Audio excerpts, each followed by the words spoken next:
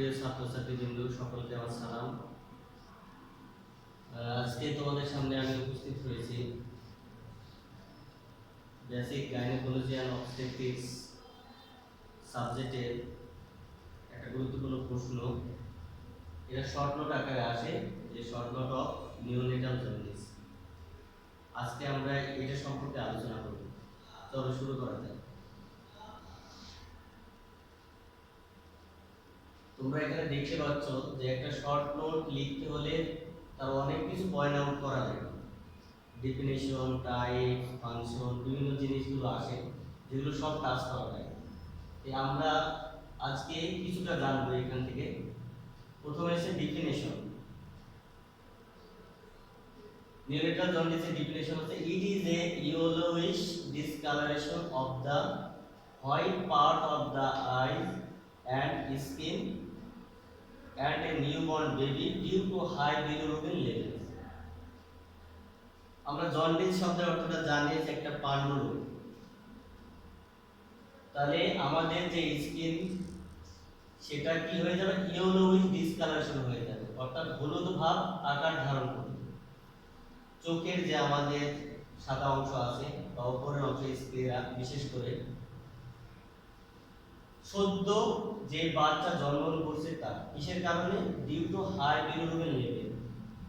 আমাদের রক্তের মধ্যে যদি বিলিরুবিন লেভেল বেড়ে যায় তার কারণে স্কিন এবং চোখের সাদা অংশ যে হলুদ বর্ণ ধারণ করে সেটাকে আমরা বলি নিওনেটাল জন্ডিস। তোমরা নিওনেট বেবি বলতে বোঝাই বাচ্চা জন্মগ্রহণের 0 থেকে 28 দিনের বাচ্চাটাকে নিওনেট বেবি বলা। এই বাচ্চা যদি শরীরে বিলিরুবিন লেভেল বাড়ার কারণে তার স্কিন এবং চোখের যে সাদা অংশ যদি হলুদ বর্ণ ধারণ করে তাহলে সেটাকে আমরা বলি নিওনেটাল জন্ডিস। আমরা এবার টাইপ করব। Types of neonatal jaundice. Neonatal জন্ডিসকে আমরা দুই ভাগে ভাগ করি। এক নাম্বার আছে ফিজিওলজিক্যাল নিওনেটাল জন্ডিস, যেটা শারীরবৃত্তীয়, আর একটা হচ্ছে প্যাথোলজিক্যাল নিওনেটাল জন্ডিস। আমরা ফিজিওলজিক্যাল এবং প্যাথোলজিক্যাল জন্ডিসের কিছু ক্রাইটেরিয়া পরবর্তীতে আমরা আলোচনা করব। এবার আমরা আসি common causes of neonatal jaundice. কিছু কমন কজ যে নিওনেটাল জন্ডিসের সেগুলো হচ্ছে, এক number physiological jaundice. Physiological jaundice এটা বাচ্চা জন্মের 2 থেকে 3 দিনের মধ্যে হয়। এটা কিছুদিনের মধ্যেই আবার ডিসঅ্যাপিয়ার হয়ে যায়, ভালো হয়ে যায়, বিলিরুবিন লেভেলটা অল্প অল্প করে বাড়তে থাকে। এটাকে বলা হয় ফিজিওলজিক্যাল জন্ডিস, যেখানে কোনো অ্যাপ্রোপ্রিয়েট ট্রিটমেন্টের প্রয়োজন হয়। 2 নম্বর আরএইচ এন্ড এবিও ইনকম্প্যাটিবিলিটি। তোমরা জানো যে আমরা ব্লাড দেওয়ার সময় আমরা ম্যাচ করে দিই। যদি ব্লাড গ্রুপের সাথে যদি ম্যাচ না করে যদি ব্লাড ট্রান্সফিউশন করা যায় তাহলে যেটা অসামঞ্জস্যতা তৈরি হয় সেটা শব্দটাকে বলা হয় ইনকম্প্যাটিবিলিটি। এখন বাচ্চা অনেক সময় আমরা বলি যে আরএক্স নেগেটিভ মাদার, যে মায়ের নেগেটিভ ব্লাড কিন্তু বাচ্চা পজিটিভ ব্লাড। তাহলে এই নেগেটিভ পজিটিভের অসামঞ্জস্যতার কারণে কি হবে? বাচ্চার শরীরে রক্তগুলো ভাঙতে শুরু করবে। এর কারণে কি হতে পারে? জন্ডিস তৈরি হতে পারে। এটাই হচ্ছে RS and ABO incompatibility. ক্রিগলার-নাইজার syndrome, এটা একটা জেনেটিক ডিসঅর্ডার যার কারণে যে আমাদের বিলিরুবিনের যে মেটাবলিজম সিস্টেম আছে সেটাকে হ্যাম্পারিং করে। এইটাকে বলা হয় ক্রিগলার-নাইজার সিনড্রোম। আরেকটা হচ্ছে গ্লুকোজ 6 ফসফেট ডিহাইড্রোজেনেজ ডেফিসিয়েন্সি। তোমরা G6PD, এটা একটা আরবিসি এনজাইম যেটার কাজ হচ্ছে আরবিসি কে সাবস্টেন্স টিকায় রাখা, সাবসিস্টেন্স করে এবং আরবিসির কাজটাকে নিয়ন্ত্রণ করে এবং ধ্বংসের হাত থেকে, ড্যামেজের হাত থেকে রক্ষা করে। যখন এই G6PD ডেফিসিয়েন্সি হবে তাহলে আরবিসি দ্রুত ড্যামেজ হতে থাকবে। এটাকে বলা হয় গ্লুকোজ 6 ফসফেট ডিহাইড্রোজেনেজ ডেফিসিয়েন্সি। আর একটা সেপ্টিসেমিয়া।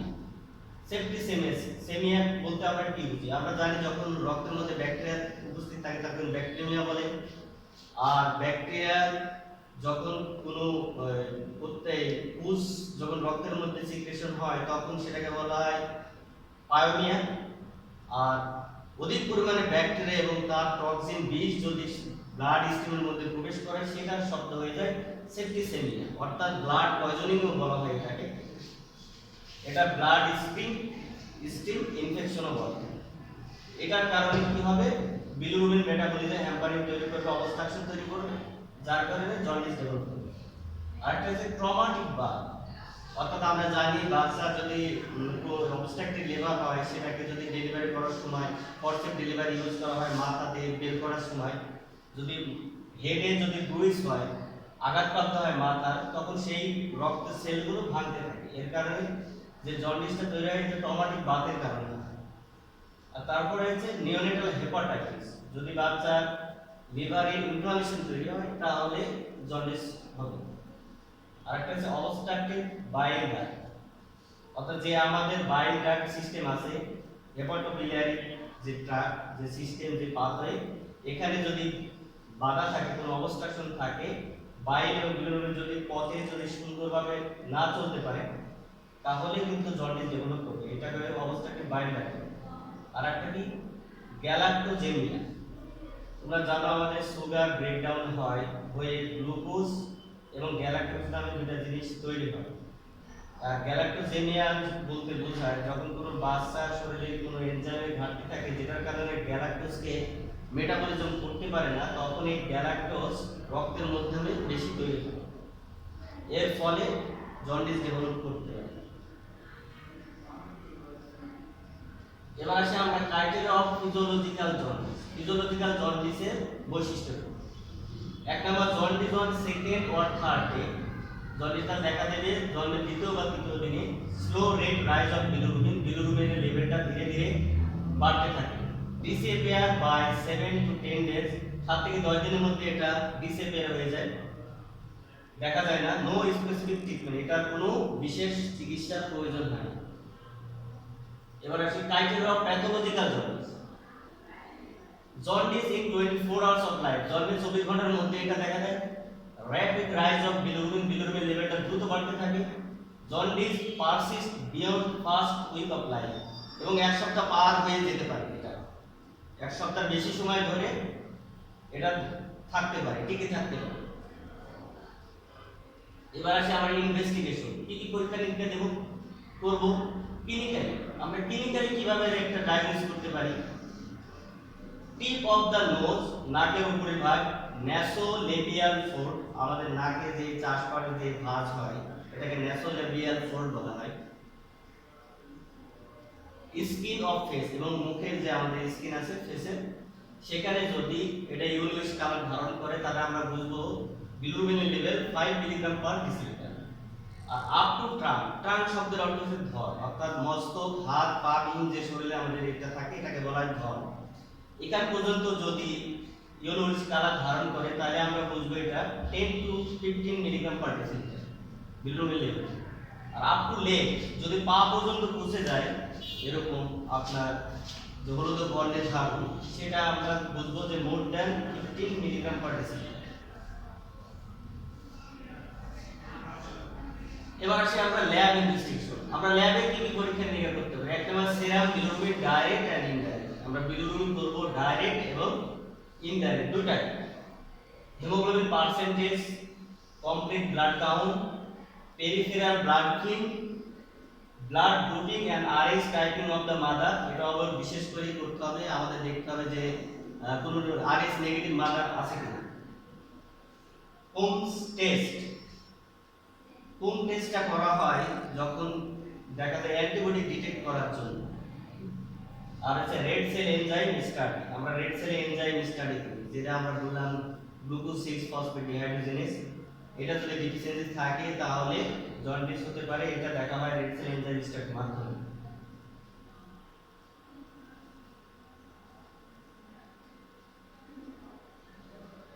এবার আসি ট্রিটমেন্ট, আমরা সর্বশেষ ট্রিটমেন্ট হচ্ছে প্রথমে আছে ফটোথেরাপি। তোমরা জানো যে তোমার শিশু ওয়ার্ডে যাই দেখবা কিছু বাচ্চা একটা কাঁচের ঘরের মতো থাকে, যেখানে লাইটিং থেরাপি দেওয়া হয়, এটা সূর্যের আলো না, গ্রিন লাইট হলে সব থেকে ভালো হয়। এটা দেওয়া হয়, ফটোথেরাপি দেওয়া হয় যখন কোনো বাচ্চার শরীরে আনকনজুগেটেড বিলিরুবিন লেভেল বেড়ে যায়। এই ফটোথেরাপি দেওয়া হয়, যেটা একটা প্রক্রিয়ার মাধ্যমে কনজুগেটেড বিলিরুবিন হয়ে তার যে আমাদের পাথরে আছে বিলিরুবিনে সেইটাকে চালু করা। এটা দেওয়া হয় ফটোথেরাপি, এটাকে বলা হয় ফটোথেরাপি। আর 2 নম্বর হচ্ছে ড্রাগস ফেনোবারবিটন, যেটা বারবিট নামে বাজারে পাওয়া যায়। বলতে পারে স্যার ফেনোবারবিটন কেন? ফেনোবারবিটন দিলে কি হয়, যে আমাদের বিলিরুবিনের যে মেটাবলিক সিস্টেম আছে সেটাকে বৃদ্ধি করে, ভালো করে। এটা হচ্ছে ফেনোবারবিটনের ফাংশন। আমরা একটা ভিডিও আপলোড করেছি অলরেডি, তোমরা সেটা দেখে নেবে যে কিভাবে বিলিরুবিন মেটাবলিজম হয়। এটা যদি তোমরা দেখে ভালোভাবে বুঝতে পারো তাহলে এটা সবথেকে ভালো ইজি হয়ে যাবে। আর সর্বশেষ হচ্ছে এক্সেন্স ট্রান্সফিউশন। যখন বাচ্চার শরীরে প্রচুর পরিমাণে তোমার বিলিরুবিনিয়া ডেভেলপ করে, তখন কি করা হয়, এক পাশ দিয়ে সেই বিলিরুবিন যুক্ত ব্লাডকে কি করে রিমুভ করা হয়, আর এক পাশ দিয়ে ফ্রেশ ব্লাড ট্রান্সফিউশন করা হয়। এটাকে বলা হয় এক্সেন্স ট্রান্সফিউশন। আশা করি তোমরা এটা বুঝতে পেরেছো। যদি না বুঝতে পারো কমেন্ট বক্সে তোমরা জেনে নেবে। আর যদি কোনো আরো সমস্যা হয় তাহলে আমাদের ডিরেক্টলি জানাবে, যোগাযোগ করবে। তোমরা তাহলে ঘরে অবস্থান করো, নিরাপদে থাকো এবং সুস্থ থাকো। আগামীতে অন্য কোনো টপিকস নিয়ে আমরা আলোচনা করব। সে পর্যন্ত আজকে এই পর্যন্ত। আসসালামু আলাইকুম।